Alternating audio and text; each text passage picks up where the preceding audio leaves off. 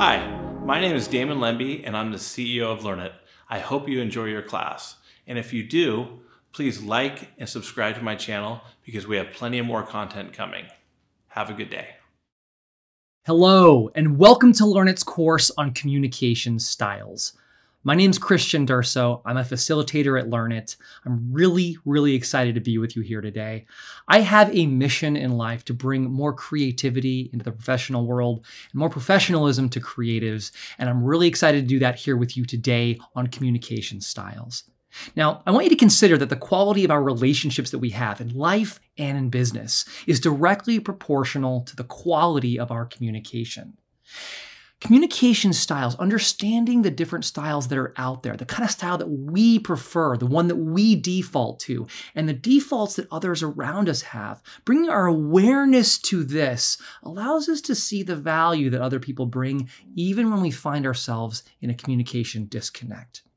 A lot of times we will find ourselves saying, why is someone talking that way? Why are they bringing so many details at me? Or they're not giving me near enough details. I need more context. Or why is this person seeming to care what everyone thinks or values? We just need to get on with things. We'll have these thoughts in our head and we all take different values to the way we communicate. Now, we're going to slow ourselves down to find what other styles are out there, what our preferred style is, and every style we discuss today is going to have a positive and a negative. I want to show you what I mean by that. So I want you to take a look at this picture here. You're seeing a red rope and a blue rope. This is going to be our first metaphor that we work with. Now you'll notice that these two ropes right now are taut, right? They're absolutely in a knot and they're pulling well with each other. I want you to consider a fictional organization. And I want you to consider that these two ropes represent a very successful organization's top-down client customer services. They're great with their communications. And every time these two different leaders, this one leader which is a red rope, and this one leader, which is a blue rope, every time they work together with their communication styles, they are successful in communicating the goals, the business intentions, the step-by-steps, the impacts. They're really great at this. However, when you go to the blue rope individually, or when you go to the red rope individually, you get a bit different of a result. You say, it doesn't quite work as well when I just go to the blue rope, or it doesn't work quite as well when I just go to that red rope. What is going on here? Well, you might note that they both have different styles that work really well together. Let's take a deeper look at what this might look like. Let's say leader one. Let's call the leader one the red rope. They have a much more step-by-step approach, right? They say this leads to this, leads to this, leads to this. This is their communication style. They don't skip steps. They're logical, thoughtful. They process things in a way where one, adds two, adds three. They move along a process that's very easy to follow, right? This is their approach. This might be their style. Right? And if you ask this leader one, if you ask this red rope, they would say, why would you communicate in any other way? And then you go to the other rope, the blue rope. Let's call this blue rope leader number two. And they don't exactly skip any steps, but they come out sounding a little bit more like this, all over the place, right? What they're doing is they're going after the passion in the room, the thing that seems to be striking a chord right now. This is exciting over here. This is exciting over here. This is the way we can feel about this, and this might be the final impact, right? Now, you might find yourself going to each of these individually and saying, okay, well, I got the step-by-step approach, but boy, I don't understand the reason why. You might go to the leader number two, the blue rope, and say, okay, I get it. It's really passionate and exciting, but I kind of lost in the process of how we're supposed to get there. Right? So you can see how individually these two different styles have value, and alone they might actually have some disadvantages too. When they work together, well, we can get the best of all worlds. So we want to really bring this to our attention and note that there are different styles out there. So let's take a look at what we're going to explore today. So we're going to take a look at first why we should even bother studying communication styles. What's the point? Why should we even do it? What is good about drawing a bright line between all of these different styles? We're going to take a look at 4 different styles. We'll call these styles personas, or maybe preferences. Okay, so we want to make sure that we're not putting ourselves in the box of one of these forever and ever and ever. This is just a preference that we have, a default preference. The reason why it's important to study our default preferences is because as pressure builds, we tend to lean on our default. But this doesn't mean we don't have access to the other styles. We'll take a look at some of the most common ones. And then we're going to take a look at something called communication accommodation theory. We're going to take a look at why we might want to alter our style to match someone else, right? This is mimicking in a way. This has some downsides. We also might take a look at why we might diverge in our attempts to communicate with someone, meaning we're going to double down on our own style even more. There's some downsides to this. We're going to want to look at more authentic ways to accommodate someone else's style. And then we're going to take a look at why each style has a different value. And as we do this, it's going to help slow us down in our communication. We're going to say, okay, you know what? I might be in a disconnect here, but someone else is bringing something of value, and I want to know what that is. And this is all to bring us toward the same page, harmony. We're going to take a look at 4 different styles and authentic tools to move us toward the same page, closer and closer. Now, there's a few things this class is not going to do. We're not going to be teaching sales techniques. We're not going to teach you to mimic someone else's style. There's a saying that says no one puts baby in a corner. Well, no one puts you in a box. So whatever style you might find that you have a default for or a preference for, this does not mean that you are locked into that style. There's also going to be no Jedi mind tricks here. So this is not going to be how do I change my style to convince someone else of something I want to persuade them for. And there's also a handout that you got with this course. It looks like this. There's a few little slides here that I want you to take a look at. These are going to be for you to put into your files a little bit later. We'll also be able to take a self-assessment. We'll be doing that in chapter 3. Just save it. Have it nearby you. We'll go over it in depth. This is something for you to look back on in the future. Also something for you to work out of in the meantime.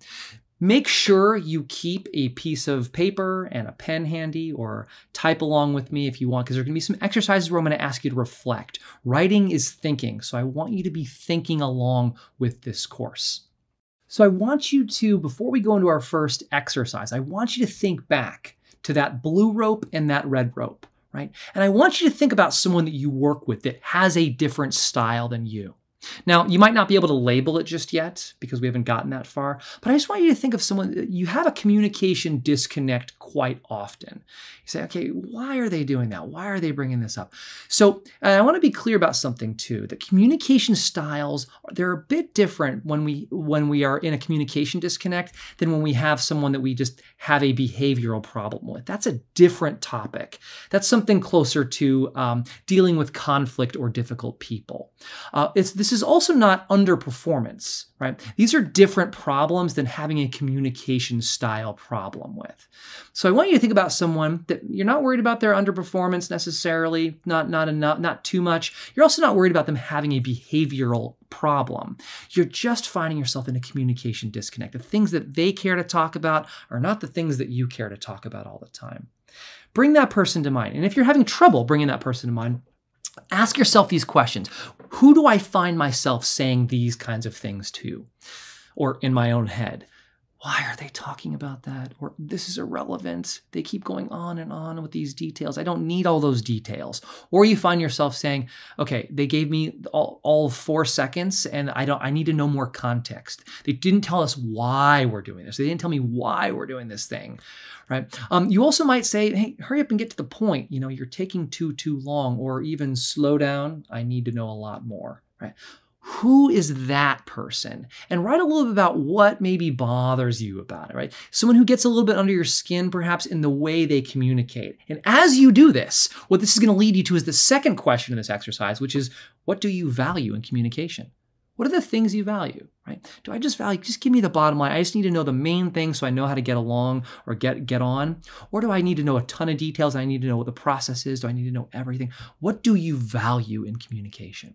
So what I want you to do is I want you to pause the video here. I want you to take about 6 minutes, 10 minutes, really think this one out. Take your own time, really understand what makes your style, what are the things that get under your nerves, leading you toward what do you value. And then meet me in the next chapter and we'll talk about the different styles. See you there. So welcome back. Now you have in front of you a couple different thoughts. You've taken some time to reflect on someone that you might have a communication disconnect with, the things they say that sometimes irk you or get under your skin or just rub you the wrong way or just puzzle you as to why you can't get on the same page. Keep this person in mind because we're going to return to them a little bit later in the course.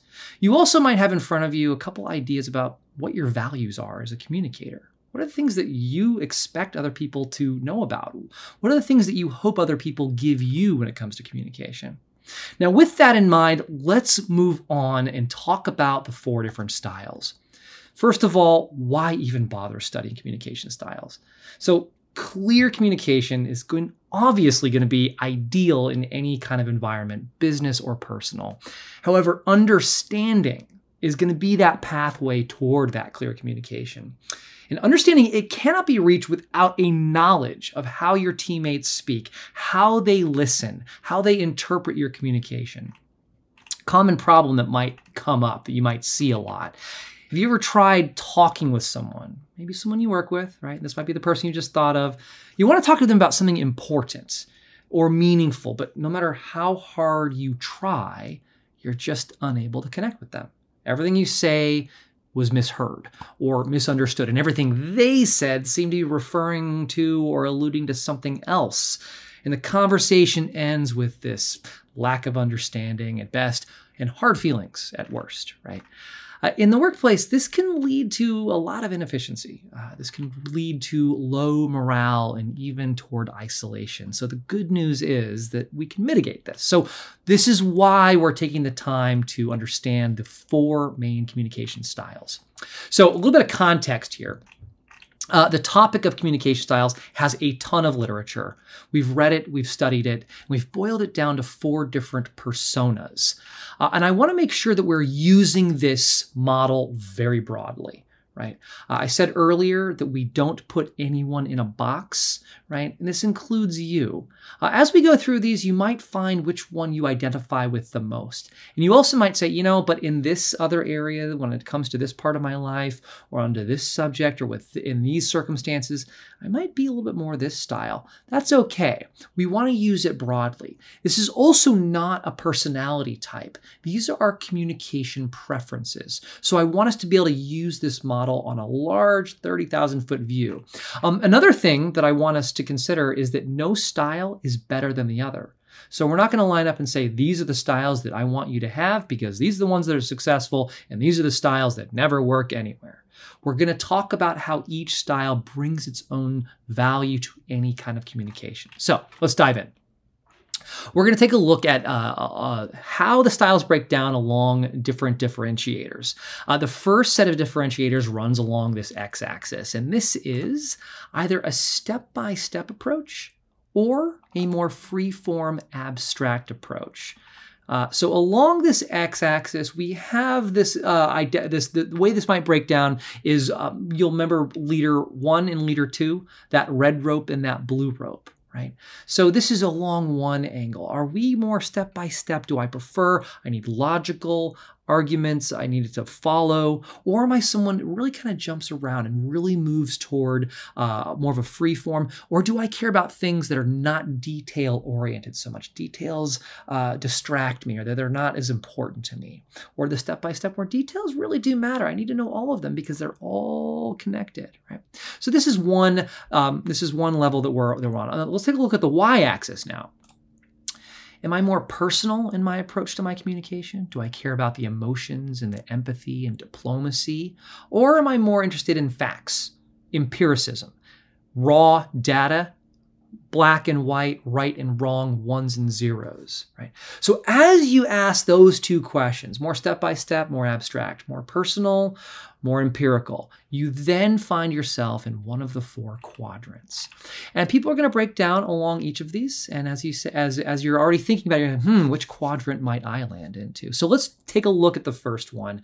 The more step-by-step approach, right? I need logic, I need details, and I really care about facts. There's a right, there's a wrong, right? This person, this style, this preference is a thinker kind of preference, a thinker persona.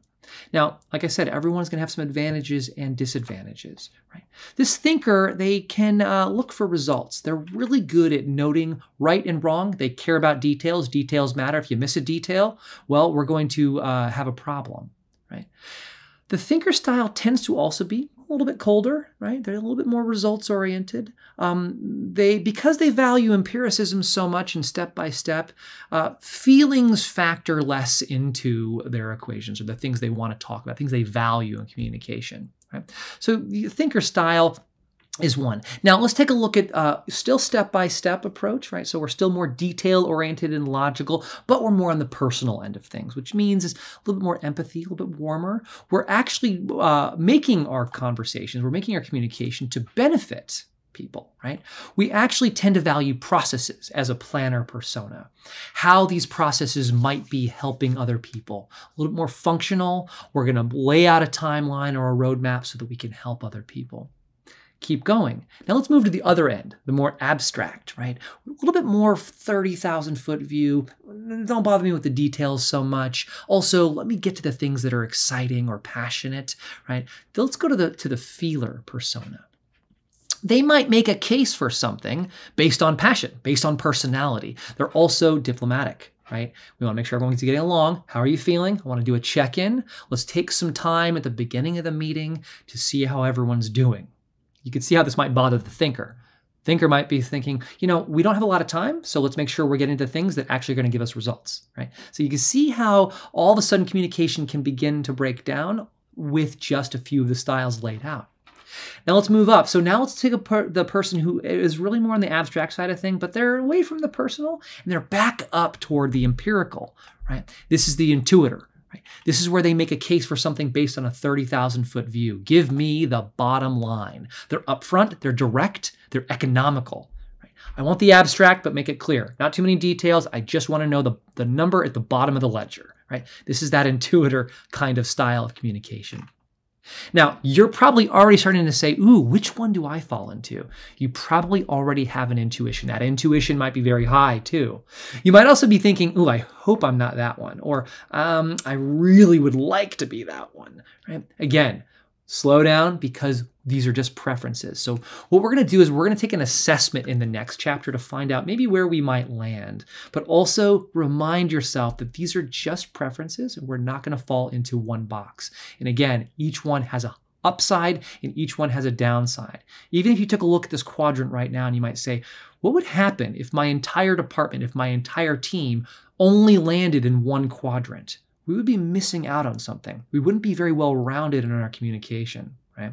So just with that in mind, just know that there's going to be a positive and a negative to each one of these. So go ahead and pause the video right now. Take a look at these, reflect on where they might be. Meet me in the next chapter and we're going to take a self-assessment on that handout. I'll see you there. So let's measure up where you think you might land with where you actually land. So I want to do a self-assessment test. And if you look at that handout that you have, it's going to be on page 2. Now, your direction here is to answer 9 of these multiple choice questions. Each answer has a corresponding number at the end. So for every answer you choose, write down the number that corresponds with it. What you're going to do is you're going to tally the total numbers that you have. You're not going to add them up. You're just going to tally how many 1s do I have. How many 2s do I have? How many 3s? And so on. That's the way this is going to work. I'm going to share the screen here with that self-assessment on it, just in case you want to have that up as well. But I want you to go ahead and take 2 to 3 minutes on this. Go fast. Don't think too deeply on it. Try to answer all 9 questions with your best intuition as possible, and we'll reveal what those scores mean in just a moment. So I've just brought up the screen that has the self-assessment on it. Feel free to pause the video here and read it off the screen, or go ahead and pause the video fully and look at your handout that you have on another screen. But answer all of the questions, and then we're going to tally up all the number 1s you had, all the number 2s, all the number 3s, and so on. I'll see you in just a couple minutes. So welcome back. So now you've taken that 9-question assessment, multiple choice. You now know how many numbers you have, how many number 1s, how many number 2s, how many number 3s. What you're going to look for now is the most number that you have. Do you have the most number 2s? Do you have the most number 3s? Did you split it evenly between 1 and 4? What is your most number that you have, your highest number that you have? And here I'm going to go ahead and reveal what that means. So if you had more number 1s than number 2s, 3s, or 4s, that might mean that you have a thinker style of communication. Also, if you had more number 2s than all the other ones, the feeler, and so on. How do you feel about this? Did this land right for you? Do you feel like there might be something wrong? Do you feel like you're happy with what you got? Or does it feel about right? Did anything surprise you? Now remember, this is still a basic tool. You're always going to be the authority on what communication style you prefer. A simple multiple choice test does not tell everything, but it does give a small indication. So as many of you have probably experienced, sometimes we have more than one style. You may have even split the number on this test, which has the most. So we're going to look at how we're going to flex between them. And as we are going to review each of them more in depth, we can figure out, was this assessment right on, or is there something that I can surprise myself with now? So let's go ahead and we're going to go a little bit further in the next chapter, where we're going to map each style, not just for ourselves, but around the people that we work with, who might land into these styles as we go into each of them deeper. I'll see you in the next chapter. So welcome back. Now that we've done the self-assessment, let's dive into each of these 4 communication styles with a little bit more nuance. Let's start with that thinker, right? This is that thinker communication style. It might come across as technical analysis. This person might also avoid gray area at all costs, and sometimes including the gray area of how other people might feel. Feelings aren't quite so much raw data or raw facts, right? It's a little bit more ambiguous. A thinker communication style tends to devalue these areas. This leads to some advantages and disadvantages of this style, right? A classic, although albeit caricaturish example of this in popular culture might be Sheldon from The Big Bang Theory. A classic thinker to the nth degree, which is what creates so much rich comedy. Someone who is extremely smart and also, well, maybe misses some of the personal aspects of things. So this thinker style might lack a little bit of that emotional, personal touch, which again can be a double-edged sword. On one hand, the truth will not be hidden by any gray area. No fact is off limits, no matter how uncomfortable it might be to hear. Sometimes this is necessary. However, on the other hand, people who use that thinker communication style, they tend to avoid the topics of how other people feel because feelings are a little more subjective. It's great, this style, for painting clear pictures, but it's not as good for building interpersonal connection and certainly interpersonal trust. So you think to yourself right now, how many of you, and do you, work with someone who exhibits this style on a regular basis? Perhaps you do as well. What I want you to do now is I want you to pause this video right here. And I want you to think about as many people that you work with on a regular basis that might fall into this thinker style. They take more of a step-by-step approach. They also value empiricism and facts. Make a list of those people. When you run out of ideas, rejoin us for the next style. What we're doing here is we're going to create something of a map of the people that we work with. People who might be thinkers, the people who might be intuitors, people who might be feelers, people who might be planners. And as we create this map, it's going to allow us to see how our communication style might interact with someone else's. So you've just done that on the thinker. You have a list of a few people that might land in that thinker category. Let's talk about this intuitor now, right? The intuitor communication style, these are the folks who like to just make the sale. There's very little fluff, very little unwanted detail. People with an intuitor style ask things like, tell me the bottom line. Can you tell me the bottom line? Just tell me what I need to know about this. They really like that 30,000-foot view of things. Think of the intuitor message like a great book description. You don't have to even open the book to know it's a masterpiece because the one-page description told you everything you need to know in a clear and convincing way. But of course, no author would want that masterpiece to be defined by a one-page description alone, but the intuitor finds that one-page description very useful. In the world of Hollywood, famously, some very, very good producers are the biggest intuitors. Just tell me, is it going to work? What's the grand idea? So if you do like big ideas, but then you may become a little bit discouraged when, say, a manager or a colleague might ask you about, well, what's the graphic design detail? Tell me more about the typography, or how many slides, what's the total count, right? When they want to know the details, if those things kind of begin to irk you or bug you, well, you might have an intuitor style, right?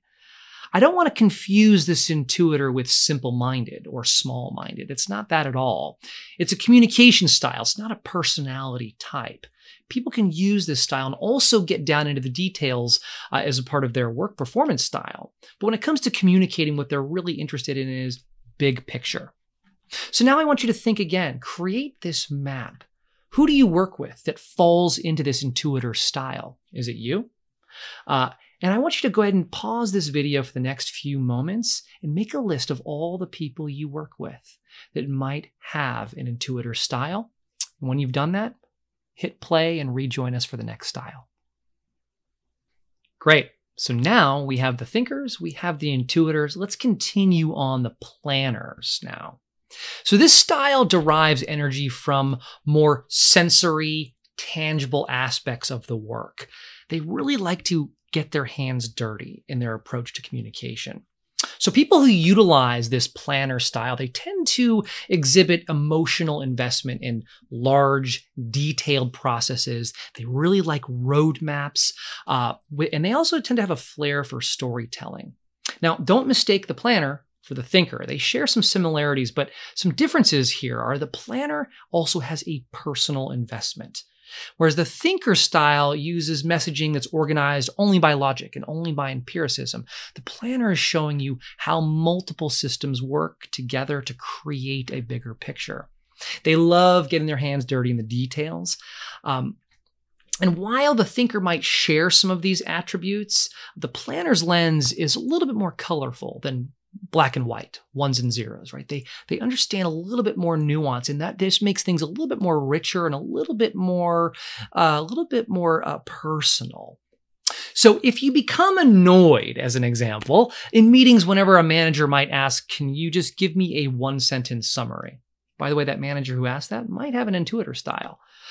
If you believe that summaries just aren't good enough because the only thing that's good enough is the full picture with all of the details, then you might have a planner style of communication, right?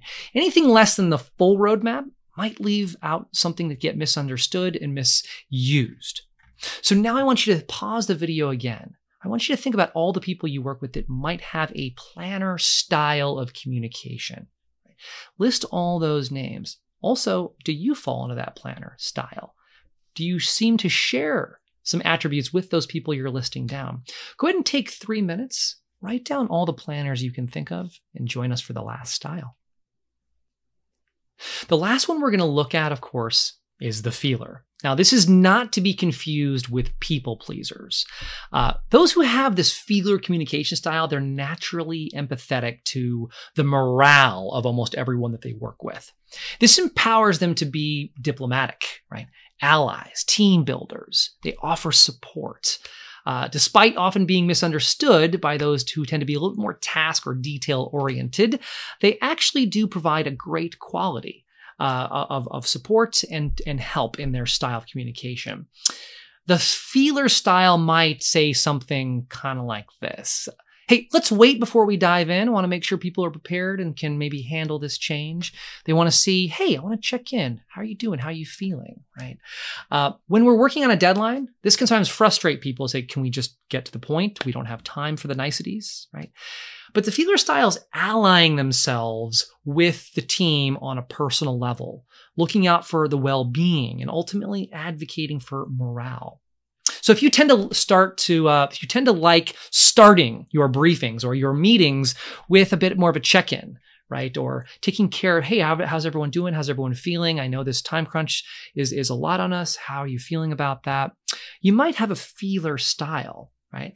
You may have come across this and maybe you yourself have felt, hey, this is kind of a waste of our time. So why are you wasting our time doing this? Perhaps you've criticized or been criticized, right? Possibly by a thinker style, where, hey, let's just get started. We don't have time to talk about feelings, right? I want you to think now and take a moment to pause the video. List all of the feelers that you may have come across. Think about their advantages. Think about their disadvantages. Where have they shown up? Also, just write down maybe if this is you too. Do you have anything in common with these folks that are showing up? And now that we're getting to this fourth style, you might decide, ooh, I thought the person over here was a thinker. Maybe there's something more of an intuitor. Or now that I understand a little bit more about the feeler, perhaps I was wrong. The planner is actually really more of a feeler. Go ahead and move people around if you need to, but having a clear map of where your colleagues land, from your bosses to the people who report to you, the people you work with, to your vendors, all of this adds up to understanding where we land. So take a few moments. Write down the people who land in this feeler category, move people around, and meet us back here for the next chapter. Welcome back. So now we have the model. How do we use it? So now it's time to use this knowledge that we're gaining to actively work with others to break down some of the communication barriers that we have. Diversity of styles within your team is actually what we want. Sometimes we actively want a little bit of value-based friction. But diversity and friction alone is not going to make things better. So communication styles is about smoothing off some of the rough edges that can create the wrong kind of friction. So in this next part, we're going to go through a 5-step plan to make sure that you manage that friction as well as you possibly can. And this, of course, just means breaking down barriers. As I said earlier, the goal of this course is to help break down those performance barriers and the communication barriers so that you can build better relationships. But did you know that trying to sometimes match someone else's communication style can be a potential root cause of barriers itself, or perhaps isolation? So just because we now know someone has an intuitor style, we might feel this need to match them and also try to become an intuitor style ourselves. This can have some downsides, and this is leading us to something called communication accommodation theory.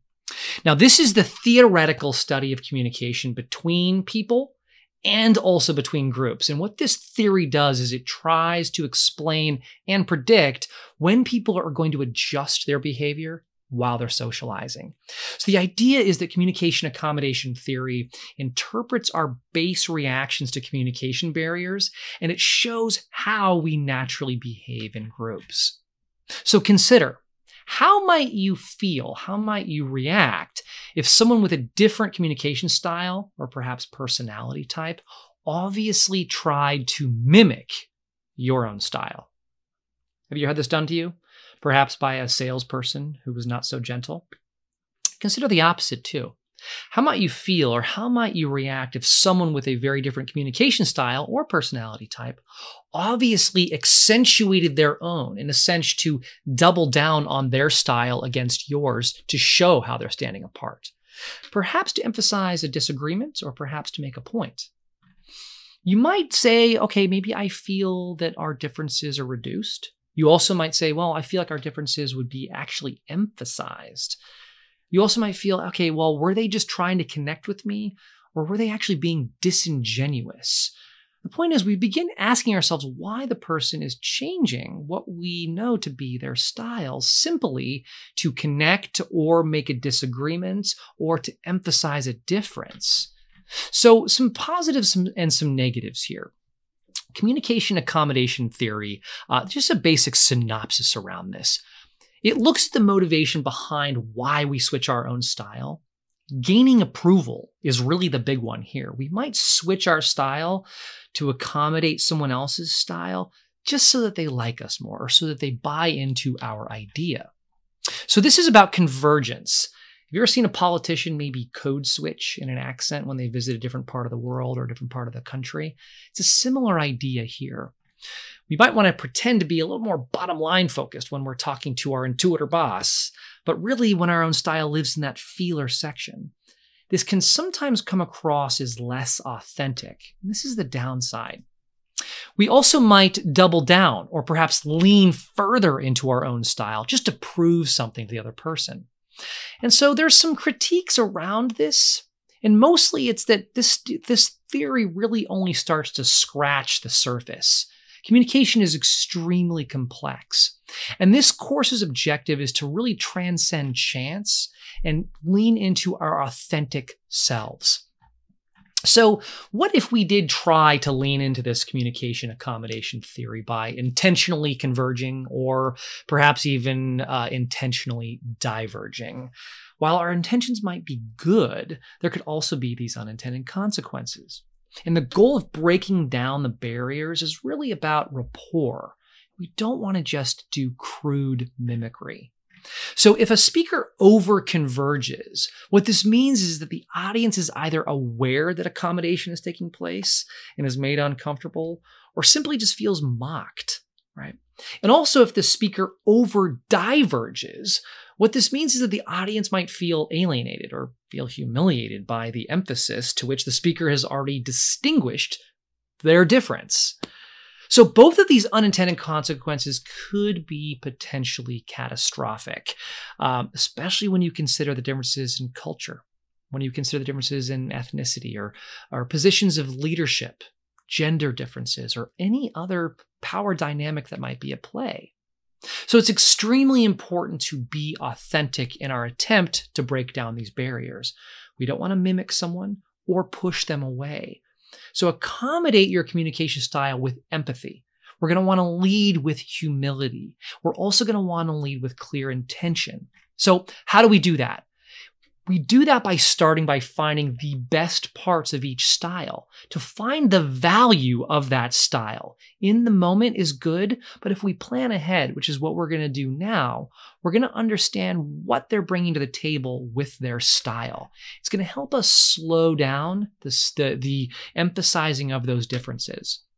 So for this next exercise, I want you to, and you'll find this on in the handout as well, I want you to take a look at each of those styles, specifically the styles that maybe do not align with the style that you identified with. And I want you to think about, well, why might each of these styles be important, right?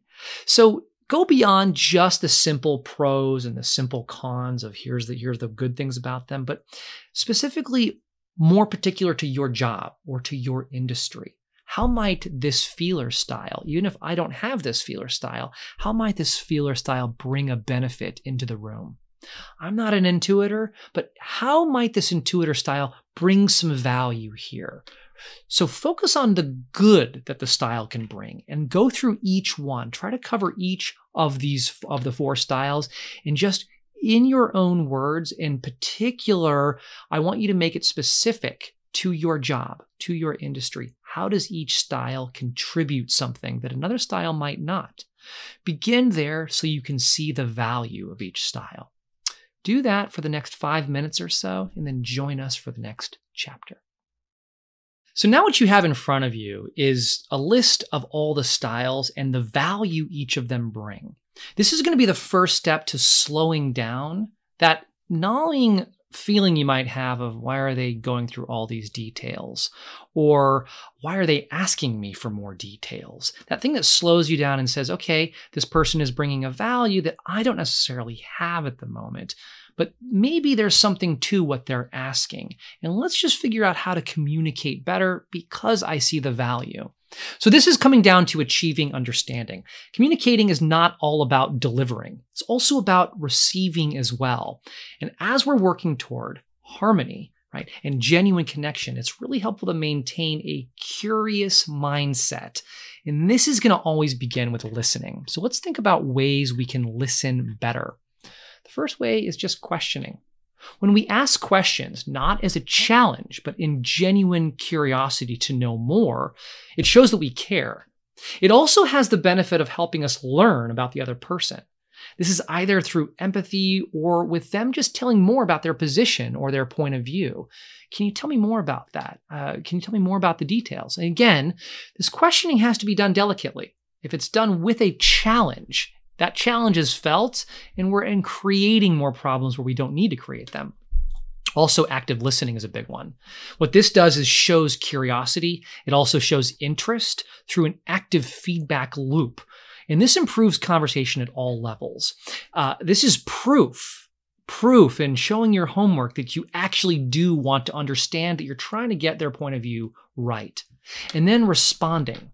This is the main feedback loop. And this shows metabolization of the conversation and the points of view. So being authentically curious, it might not come natural to everyone, especially in professional settings. So we're going to take a look at this simple questioning model that will help us best resolve conflict, or perhaps even just break down those barriers and help us understand our audience a little better as a person. So let's dive into that questioning. So the first thing with questioning is you cannot force it, right? Any attempts to force an interaction will be more than likely just noticed. And when it's noticed, it's felt, well, why are they questioning me? This means that questions have to stem from genuine curiosity to know more.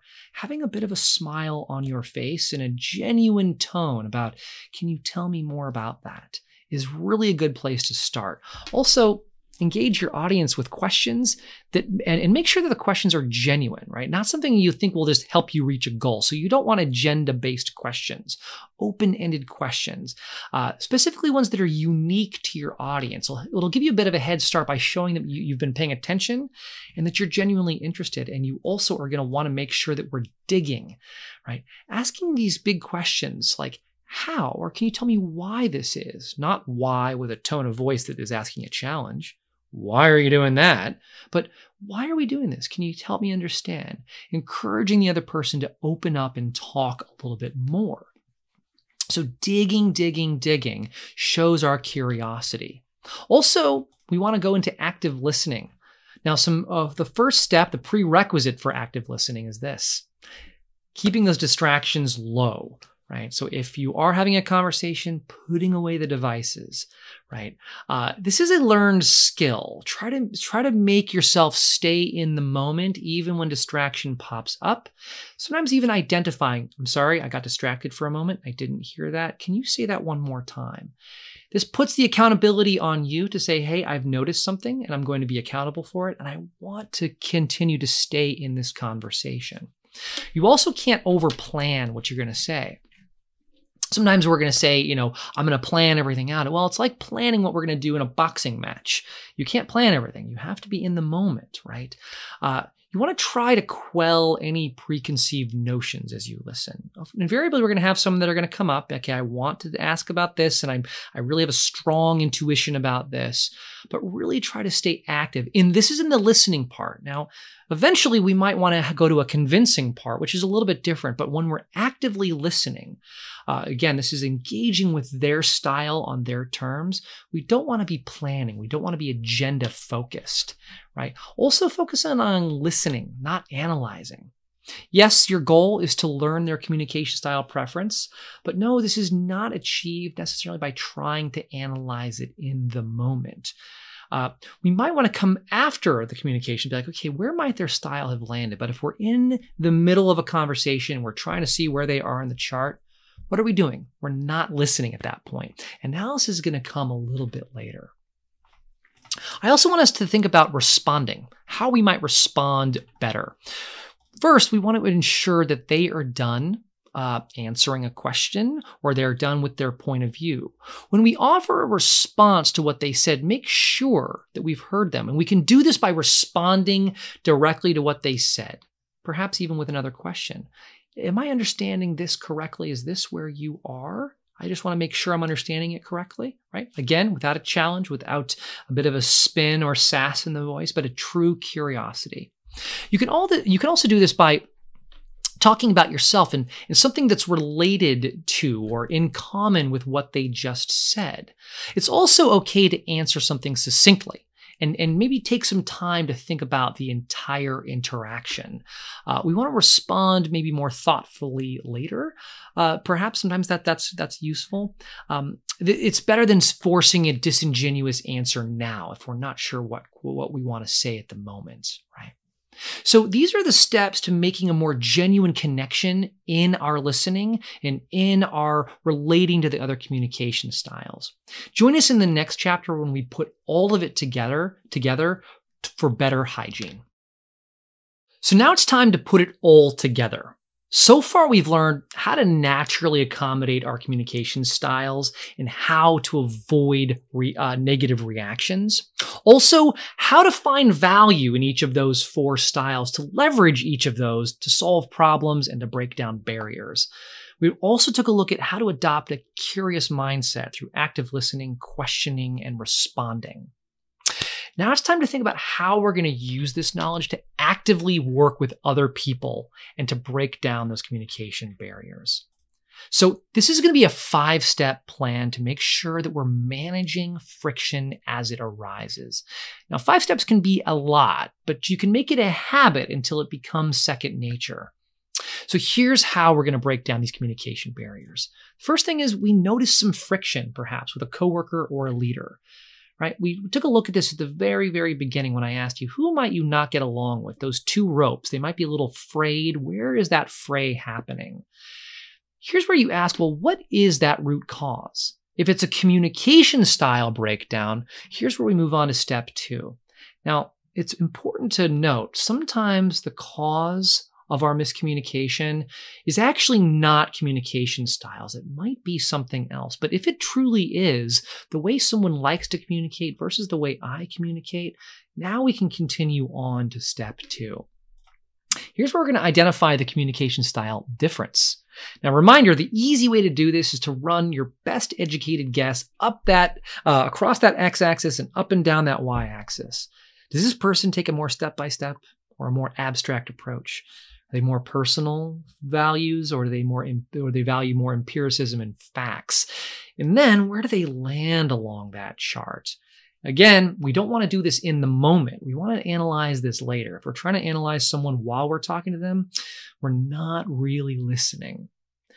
And then once we have that style, we say, okay, here is their style. Now we're going to value that rapport, right? Remember, this is building that rapport. We're going to value what they're bringing to the table. We went ahead and took that time to identify why each style brings a different value than another style, specifically in our industry, in our job.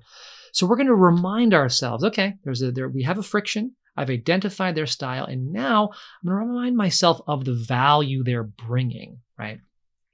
And here's where we're going to move into asking questions, actively listening, staying present, relying on that value that we identified in step 3.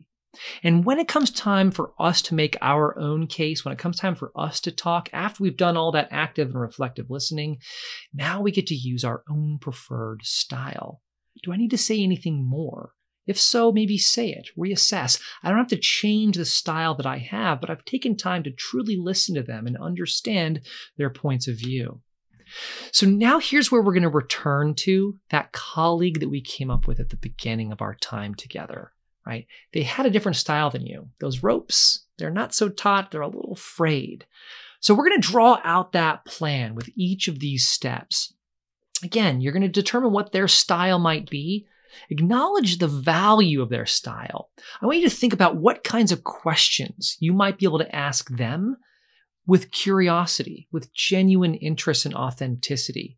And then how might you make your case for something, or how might you contribute or complement their style with what you bring to the table? Go ahead and pause the video right here. Take about 5 or 6 minutes and go through this. Take a look at that colleague who has a different style than you. What are they bringing to the table? How might you engage them better next time?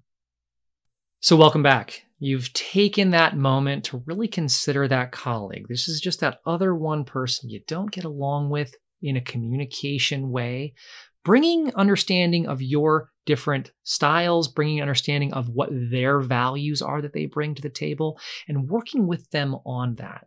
The next and last thing to do for this chapter is anticipate the next time a communication disconnect is likely to happen. When might that be? Do you have a meeting coming up? Do you have a pitch meeting? Do you have an all-hands meeting? Is there a one-on-one where you know there's a communication disconnect likely to happen? And I want you to take a look at your calendar and commit to utilizing this in a real-world scenario. Perhaps do it this week if possible. And get a feel for how you're going to engage these tools and understand what the other person's style might be, how you're going to question better, how you're going to respond better and actively listen to what they're bringing to the table. So take a look at your calendar. When is that coming up? And commit to practicing this in a very real world scenario. I'll see you in the last chapter. So congratulations. You've just completed LearnIt's course on communication styles. Let's go through some of the key takeaways just to wrap up where we've been. Now remember, no style is superior. If you don't feel close to understanding one or two different people in particular, it's really helpful to remember that the people who employ those styles are unlikely to change anytime soon.